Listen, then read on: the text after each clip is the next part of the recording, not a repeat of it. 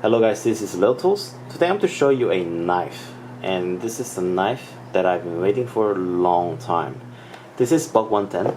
I already did a normal Bug 110 review and custom made Bug 110, but this is something very different, and I've been waiting this tool for a long time. I was hoping that it comes out, then it came out really, so I'm very excited to see it. And let's show the box first. It's a USA made, as always, as a Bug 110 always does. And it's a normal Bug 110 box. And on the sideways, it says Folding Hunter 2018, the production dates, and USA made, and this model number. Now, if you're on the sideways, see on the other side, it says S35VN with the pole boss featurement logo. Okay, that's interesting. S35VN. I've seen a lot of S30V Bug 110, and it was possible for the custom made or even other models came out with the S30VN. S30V. And that S30V is now, it's a really nice stainless steel. It could stainless steel, but it became really popular, and then now it became pretty normal. It's still really good quality, but it's very common. But S35VN, that is something special. So before I show the details, I'd like to show you where I got this. So now this is the website. It's called DLT Trading. I will put the link in the description box so you can go directly click in and you can see the link. Now this is the Bug 110 Ultimate Hunter S35VN Limited Edition Black Linen Micarta. So they sell, it's an exclusive made for DLT Trading. So DLT Trading is working with Bug, and they make a special ordered made Bug 110 for themselves. So you can only get this in DLT Trading only. Okay, so if you're looking to find a special made Bug 110, you can buy it here. I live in Germany, and I've ordered this from DLT Trading, and the shipping price is very nice and really fast. It arrived in 3 days, and I didn't pay any custom taxes, and customs had no problem too, and that was really nice. And before I purchased this knife, I asked them a lot of questions, and is it safe to buy from, how the custom worked before with other customers, and they gave me an answer that they have sent the Bug 110 to Germany, but they cannot guarantee it will happen no problem, because customs are really unpredictable. And I took a shot and nothing happened, so it came to me without any problem. But let me tell you, if you live in other states in Germany, or if you live in other countries in Europe, you might have trouble getting these into your country, because it's a locking blade. It's fairly long blade. I will show you in a minute, but anyways, this is a green canvas model. First black one came out, and then green canvas model came out. I kind of preferred the black canvas look to it because it looks very classic. So I thought green canvas looks nice, but I chose black. And the other differences is that the bolster is brushed for the green canvas. So if you like the matte look, go for the green canvas and you'll like it. Okay, so I purchased this in DLT Trading. Now, let's open the box. And okay, it comes always with this kind of styrofoam type of packaging, and normal Bug forever warranty card. It's the same as other normal knives, and they include a sheath, and there's nothing in the box. The sheath is actually quite different. I bought many Bug 110 before, and these are stressed leather. Normally they're just painted black leather, but this is like stressed leather, so the outside of the leather has been raised its surface, so it has almost like suede type of look to it. I think it will shine over the use. So surface has been finally sanded down. Okay, this buck stamped logo, and they have changed the button, snap button also. Usually it doesn't say like this buck knives established 1902 and with the Amble logo. It doesn't look like this. It's normally just an Amble or just a buck name logo. And this snap is universal snaps. And then I do smell a little bit of leather smell, but it's okay. And the one thing I wanted to see was that if they have lined the snap button inside of the sheath, and they did not. So you can feel this bare metal that's holding this snap inside. So if your knife is precious enough, I would rather glue some leather backing underneath so that it doesn't scratch my blade. I will do it, so I didn't use my sheath in that way. So okay, so it also has a rivet placed in here. Okay, so it's okay sheath, I guess. Yeah, but I'll rather make myself because I work with leather. Alright, so finally this is the knife. Okay, this is the knife. Let's take a look at it closely. Yep, this is a black linen Micarta with a pewter symbol in it. And very nice thing is that this is not just CNC engraved, CNC hold.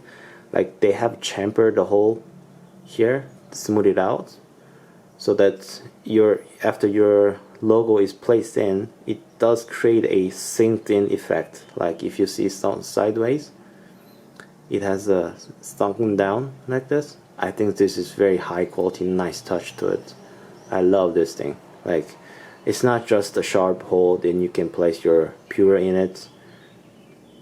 They have like really smoothed out the hole, and they put it in the logo in it. It's very nice. Sideways, the construction is of course the same. It's a buck 110. It's very high. It's now classic look to it. I don't have a normal buck 110. I cannot show you direct comparison, but surely it does show you a different look because it's not a brass. This is a nickel silver, so it's a bit tougher than brass. The material cost is similar, but this, nickel silver is a bit stronger, and brass is more soft, more scratchy I should say, and tarnishes a lot quicker.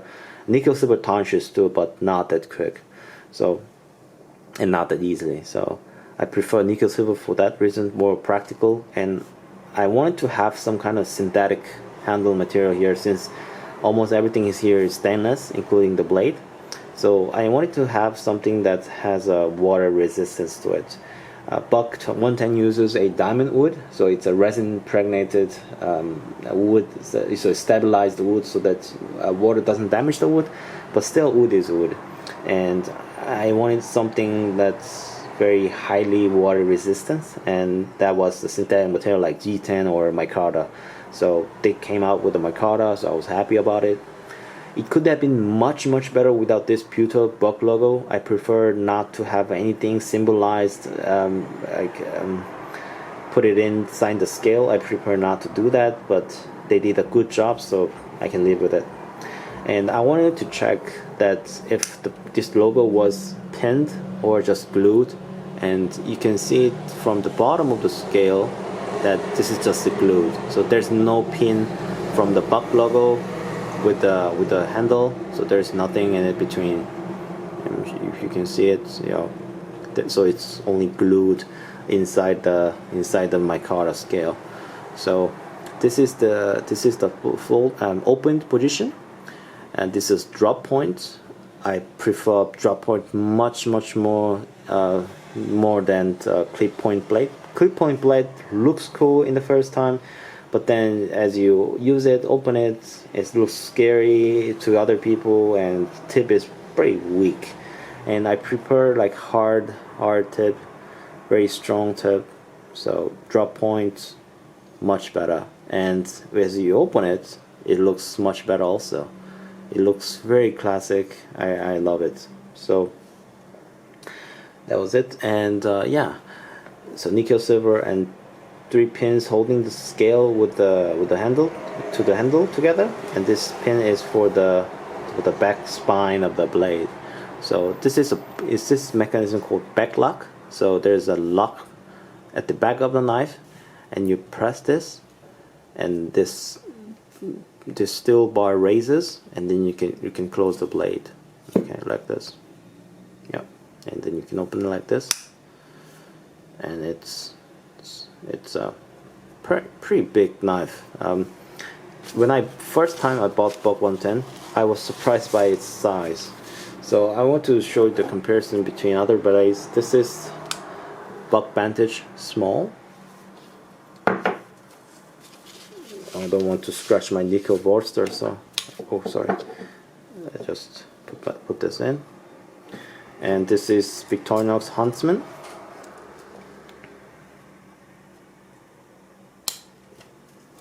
Like this. Okay. So these are the 3 comparisons you can compare with. Victorinox Huntsman, Buck 110, Vantage Small. And I'd like to measure the size of this thing. The blade length to tip to the bolster area, it's a 10 centimeters, and everything all together, it's almost 23 centimeters. So it's very big knife, and it's illegal to have it around in Germany. You cannot carry this around the cities in Germany. You can have it, you can buy it, but you cannot carry it around the city. So basically, this says have to stay in the home.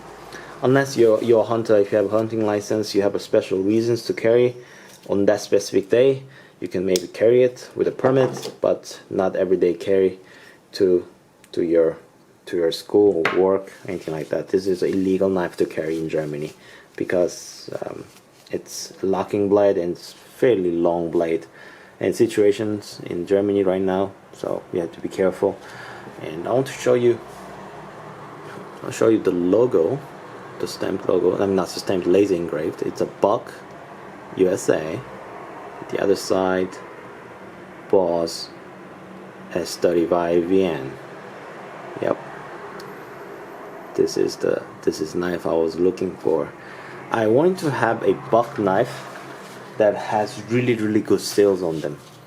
Now S35VN, if you know the crease sleeve, that's the like standard of the the frame lock knife. So if you Google crease sleeve Sevenza, that's the like pinnacle of pocket knives. It's really high quality titanium and phosphor bronze bushing and S35VN steel, and people love it. People love that knife a lot. They have different models. People love different models also. They're quite popular. And Chris Reeve, I think Chris Reeve and the Crucible, the steel company, have developed the steel together. So they're actually quite played a big role to make good knife steels. And this S35VN supposedly show a better sharpening and better toughness than S30VN. Edge retention, there's a lot of controversy between S30V and S35VN. Edge retention, is the same, is it better? There are a lot of speculations between people, and people felt differently, people to people. I don't want to go down that way, because if you do it on an experiment level, like if you do it on a lab, and maybe I could do it in a lab condition. I have S30V Buck 110, I have S35VN Buck 110, so it's a same knife except for the blade shape. I can really test it, but even if, let's say, the lab test results shows a difference, do you think people will feel it in real life that S35VNs cut longer? No. The lab test is a lab test, so if you need to feel it, the lab test has to be different by far margin. And if the lab test shows slight better edge retention from S35VN, that doesn't mean people will feel it. Okay, you need to have a very big difference in lab test to have it effective in real life. So I think it's really meaningless test. If you want to go that way, you can, but I really don't want to argue with that point. I just like the fact that S35VN is more easier to sharpen to scary edge, and it's tougher than S30V. I've heard that S30V have a chipping issue. If you sharpen your blade, S30V chips quite easily, and S35VN was improved version of the S30V, so I suppose it's better, and I'm very lucky to have it in my hands, and with a good timing. And yeah, and country that I'm living in is quite okay with knives at the moment, so yeah, I finally have it now. So this Buck 110 is quite interesting, and I'm very happy to own this. Yeah, so I'll show you cut tests, how this cuts.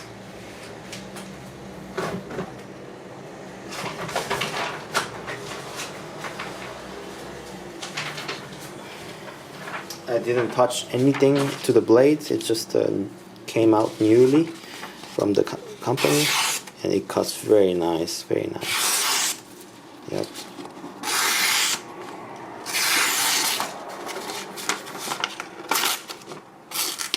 Oops.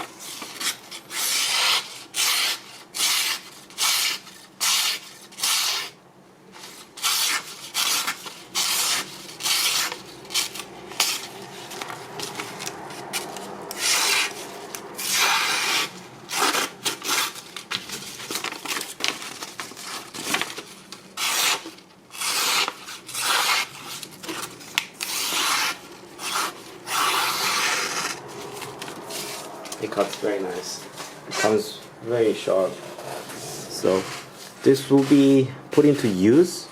I was actually thinking that I'll keep this in a safe box, or I'll keep this in my collection. But then why not? I will use it. I'll put it into real use. I'm sure Buck will come out of more S35V and more in the future also. So I'll try to use this as my main knife. I don't know, and yeah, maybe if I go hunting, I'll carry it with me. I'll put it into real use. I bought the knife to use, so not into the safe box or anything.